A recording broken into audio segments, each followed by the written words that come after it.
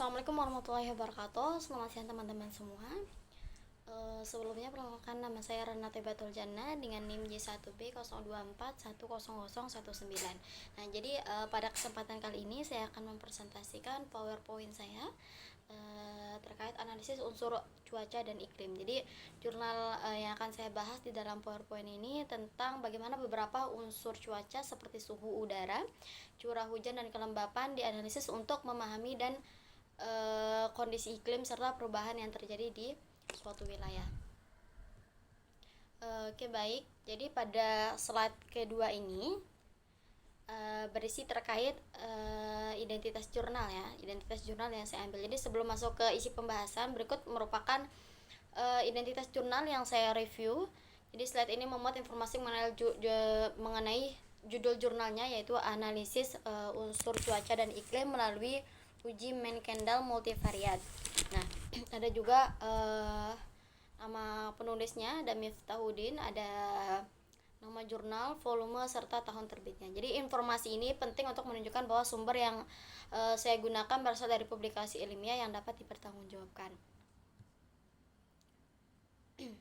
Baik, slide selanjutnya yaitu terkait pendahuluan. Mungkin teman-teman bertanya sebelumnya terkait apa sih itu iklim. Jadi pada bagian pendahuluan ini dijelaskan bahwa iklim merupakan kondisi rata-rata cuaca dalam jangka waktu yang panjang, berbeda dengan cuaca yang berubah setiap harinya. Jadi iklim menggambarkan pola cuaca dalam periode yang lebih lama. Nah, jadi saat ini perubahan iklim menjadi salah satu isu global karena memengaruhi berbagai aspek di kehidupan, mulai dari pertanian, sumber daya air hingga aktivitas masyarakat. Sebenarnya di sini ada gambarnya teman-teman, tapi sepertinya dia tidak terlihat.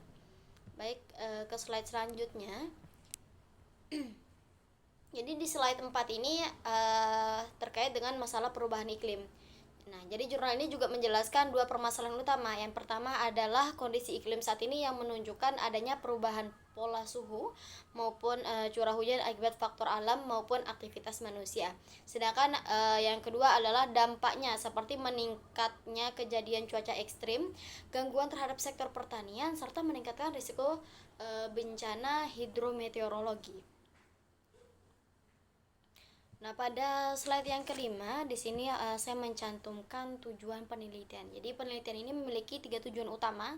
Yang pertama, mengevaluasi perubahan berbagai unsur cuaca selama periode penelitian. Nah, yang kedua, menganalisis hubungan antar unsur iklim sehingga dapat diketahui faktor-faktor yang saling memengaruhi. Nah, yang ketiga adalah memberikan informasi yang dapat digunakan sebagai dasar dalam perencanaan maupun pengambilan keputusan terkait dengan lingkungan dan mitigasi perubahan iklim.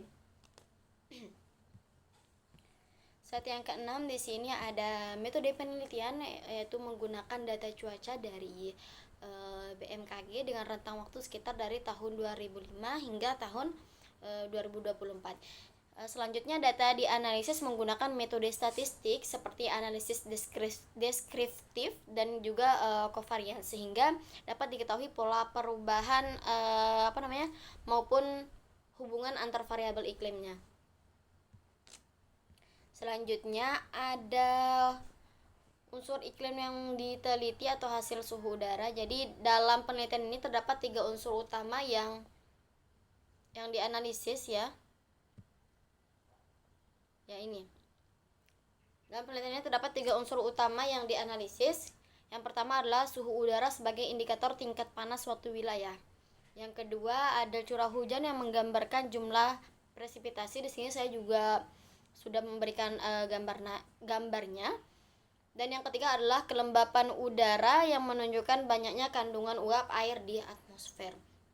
Jadi ketiga unsur ini saling berkaitan membentuk karakteristik iklim suatu daerah. Nah, slide selanjutnya terkait dengan suhu udara. Jadi hasil penelitian ini menunjukkan bahwa suhu udara itu mengalami tren yang cenderung meningkat selama periode pengamatan. Jadi walaupun peningkatan tidak terlalu besar setiap tahunnya, Pola ini mengindikasikan adanya pemanasan yang sejalan dengan fenomena perubahan iklim global. Jadi peningkatan suhu juga berpotensi memengaruhi berbagai sektor terutama pertanian dan ketersediaan air. Baik, slide selanjutnya yaitu terkait curah hujan dan kelembapan. Jadi untuk curah hujan tersendiri, hasil penelitiannya itu menunjukkan adanya fluktuasi dari tahun ke tahunnya. Hal ini dipengaruhi oleh kondisi atmosfer maupun fenomena iklim seperti El Nino dan juga La Nina. Jadi sementara itu kelembapan udara juga mengalami variasi mengikuti perubahan curah hujan dan juga suhu udara. Jadi ketika suhu meningkat, kelembapan relatif dapat mengalami perubahan tergantung dari kondisi lingkungannya. Ya, jadi ya slide yang selanjutnya yaitu terkait dengan hubungan kovariansi ya. Nah, pada slide ini ditampilkan hasil analisis kovarians antar variabel iklimnya. Jadi analisis ini bertujuan untuk mengetahui ya seberapa kuat hubungan antar suhu udara dengan unsur iklim lainnya. Jadi hasil yang saya cantumkan ini menunjukkan bahwa terdapat hubungan antar variabel meskipun tingkat kekuatannya tuh berbeda-beda. Dengan demikian, perubahan pada suatu unsur iklim dapat memengaruhi unsur iklim yang lainnya. Baik, slide selanjutnya yaitu terkait kesimpulannya. Jadi kita sudah sampai pada slide terakhir yaitu terkait kesimpulan. Jadi sebagai kesimpulan, jadi penelitian ini atau jurnal yang saya ambil sebagai referensi saya ini menunjukkan bahwa terdapat perubahan pada beberapa unsur iklim selama periode pengamatan.